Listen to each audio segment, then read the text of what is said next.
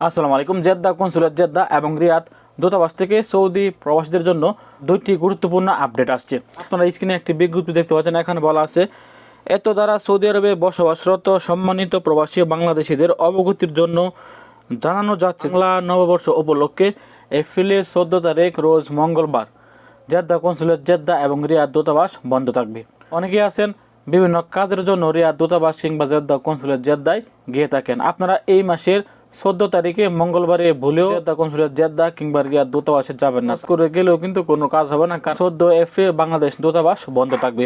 আরও একটি বিজ্ঞপ্তি আসছে যারা জিজানের প্রবাসীরা আছেন, জিজানের প্রবাসীদের জন্য জেদ্দা কনসুলেট জেদ্দা থেকে একটি কনসুলার টিম আসবে জিজান সফরে। অনেকেই কিন্তু অপেক্ষায় থাকেন কবে আপনাদের এলাকায় দূতাবাস থেকে বিশেষ টিমগুলো এসে আপনাদেরকে এই সেবাগুলা প্রদান করে থাকবেন। এখানে জেদ্দা কনসুলেট জেদ্দা থেকে জানানো হয়েছে 10 এপ্রিল এবং 11 এপ্রিল শুক্রবার ও শনিবার সকাল 8টা থেকে বিকাল 5টা পর্যন্ত যে জানে তারা এসে আপনাদেরকে স্পেশাল এক্সিট সহকারে যাবতীয় যে সেবাগুলো আছে দিয়ে যাবেন।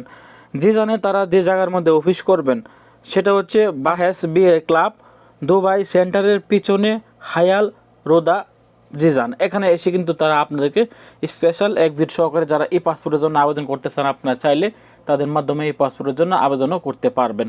অথবা যারা আগে আবেদন করেছেন, যদি আপনার সময় হয়ে থাকে আপনারা কিন্তু তাদের কাছ থেকে আপনার পাসপোর্টটি গ্রহণ করতে পারবেন। আপনার চাইলে তাদের মাধ্যমে একটি ট্রাভেল পাস নিতে পারবেন, অথবা আপনার চাইলে সোনালী ব্যাংকের অ্যাকাউন্ট খোলা সহকারে সোনালী ব্যাংকের যে কোনো সেবা তাদের মাধ্যমে নিতে পারবেন। ভালো থাকুন, সুস্থ থাকুন। ভিডিওটি সর্বোচ্চ শেয়ার করে জিজান প্রবাসীদের কাছে পৌঁছে দেওয়ার চেষ্টা করবেন। আসসালামু আলাইকুম।